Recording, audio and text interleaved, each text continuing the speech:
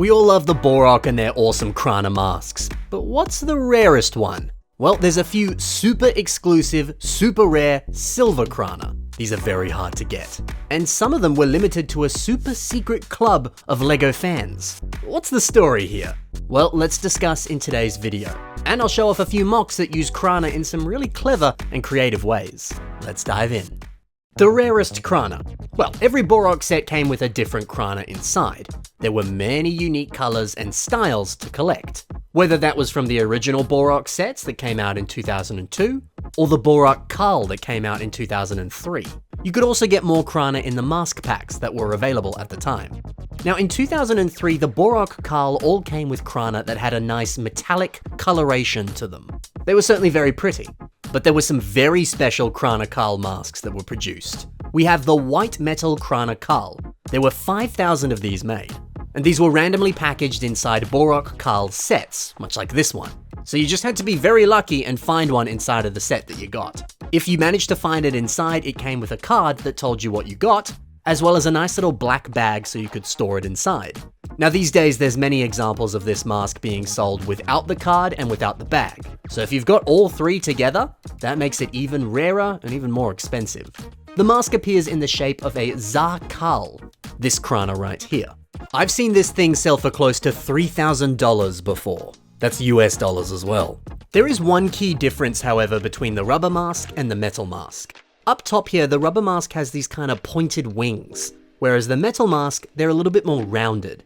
It's not the easiest thing to see, but there is a slight difference. Now this change was done so that kids were not cutting themselves on the sharp metal up top here. The fact that it's rounded makes it a bit easier to handle. Yes, it's quite a minor change, but it's an easy way to tell the difference between a real one and a fake one. Additionally, this mask is very matte in person. The color of it can vary between pieces, and obviously since these things are many years old now, there are some examples of them looking a little bit tarnished. If you have one in your collection, make sure to take care of it. You don't want it to get messed up. There are some steps you can take to help kind of clean it, but you better be very careful if you do that. So that's cool, but there is an even rarer Krana. This is the sterling silver Krana. These were also given away as a part of the same promotion. So yeah, they were randomly packaged inside Bohrok-Kal sets. However, this time there were only 72 of these available. So this mask is the same as the white metal Krana-Kal in terms of the tips at the edges being rounded. However, of course, this is made of sterling silver, making it worth a lot more. How much? I don't know. There's not really any examples of this thing for sale or ones that have sold before, but it would be a lot of money. There are actually a few other slight differences with this mask. The silver color itself is a little bit less white. It's more of maybe like a darker gray. The mask is also apparently meant to be a little bit heavier.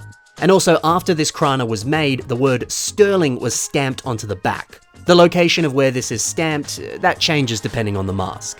The Krana also came with the same black bag and a card that looked like this, telling you what you'd found. Yeah mate, two very, very rare Krana, but there's more.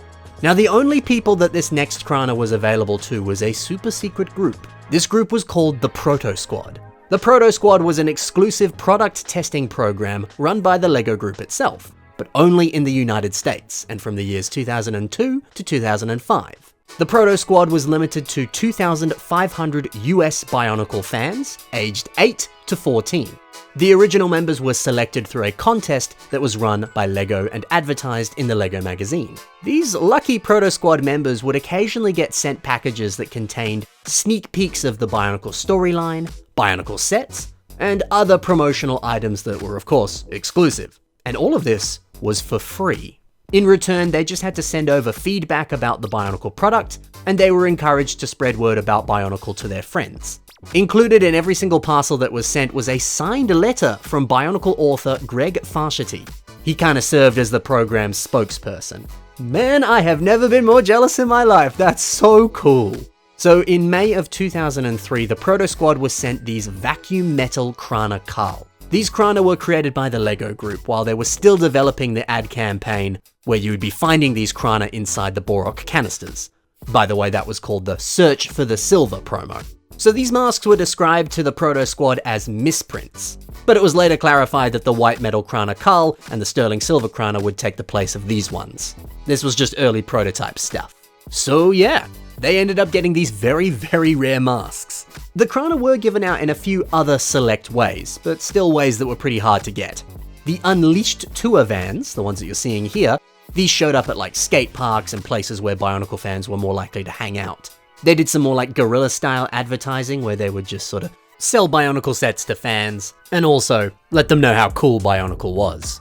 But apparently some of these Krana were given out at these sort of events, if that's what you want to call it. And then the Bionicle fan website bzpower.com, they did some giveaways with these as well. So that's how you could get them. You could only get them through very, very specific, incredibly difficult releases. Now, if you're curious, by the way, these are made with a vacuum coating process. Basically, some metal gets heated up, and it kind of like vaporizes inside of a vacuum chamber, and then a layer of metal is formed over the Krana using various heating methods. And then you end up with this beautiful mask. It is worth noting that the connection point here is not covered with metal. And also, if you own one of these, be careful. Sometimes the metal can come off if you don't handle it well. And just when you thought it was over, this next one is the rarest of them all. We have the Zamak Metal Krana-Kal. Only 3 of these are known to exist. All 3 of them came from an old former LEGO employee who had access to a lot of prototype parts. Zamak, which is an alloy normally used for like die-cast metal cars. LEGO was playing with this metal to try and make their metal Krana-Kal, but obviously they didn't stick with it. And these are some of the prototypes of when they were playing with that metal. Now, it's quite likely that more of these were made, but only 3 of them got out thanks to that LEGO employee. The others were probably destroyed. That's certainly a cool story, and yeah, if you happen to have one of these, very, very, very, very, very rare. And actually, we know where these are currently. There's a person on Instagram called Bionicle Universe who has 2 of these, and a person called Korea Nui who owns the other. It's nice to know where they are, instead of it just being a big old mystery. So yeah man, all of these are really, really cool. And if you're lucky enough to own one, or you want to make your own custom versions using other materials and things, how could you use them in a mock? Well, let's see. Gourd Builds has an awesome Bohrok-inspired creation that uses a Krana in the center of its belly. Now, of course, the typical Bohrok sets, they stored their Krana in their heads. But sometimes it was a little harder to see the Krana because either the windshield piece completely covered it or it obscured it quite a fair bit. But this mock, it changes the location of where the Krana is held and it makes it really easy to see. So if you do have one of these cool silver Krana, this would be a great way to show it off. It's like a display stand that also doubles as an incredible mock. That's fun, I dig it. Fearok's Journey gives us a very different take on a Bohrok, turning them into a humanoid character. It's nice to see something very, very different for a Bohrok. But still, this is a great reminder that you can use Krana as masks. You could use it on any of your standard Toa-sized builds. Imagine building a sick Toa and giving them that beautiful silver Krana mask. I mean, already the Krana on the face ties in with the other lime details on the body. Just swap out that lime for silver and you got yourself something amazing. And finally, Anuku has a mock called the Builder. This kind of combines the last few mocks that we were talking about. A humanoid character that uses a Krana for the mask, and a cool Bohrok aesthetic, all rolled into one. I love how this looks with the green mask, but can you imagine adding the silver one here instead? That would be icing on the cake. This would look so rad. Honestly, pretty much anything you use that mask on is going to look amazing. So that there is a few possibilities for how you could use this mask. I can't say though that I've ever seen any mocks that actually use one of these silver ones. Perhaps I just missed them while I was doing my research for this video, but if any do exist, they're incredibly rare to see. Hey, if you have one of these masks, you could be the first person to actually use it in a creation. Or at least one of the first. That would be pretty cool. So there you go guys, that's the history behind this mask and how you could use it in a mock. I hope you enjoyed and I hope you got a little inspired as well. Thank you very much for watching guys, happy building, and bye for now.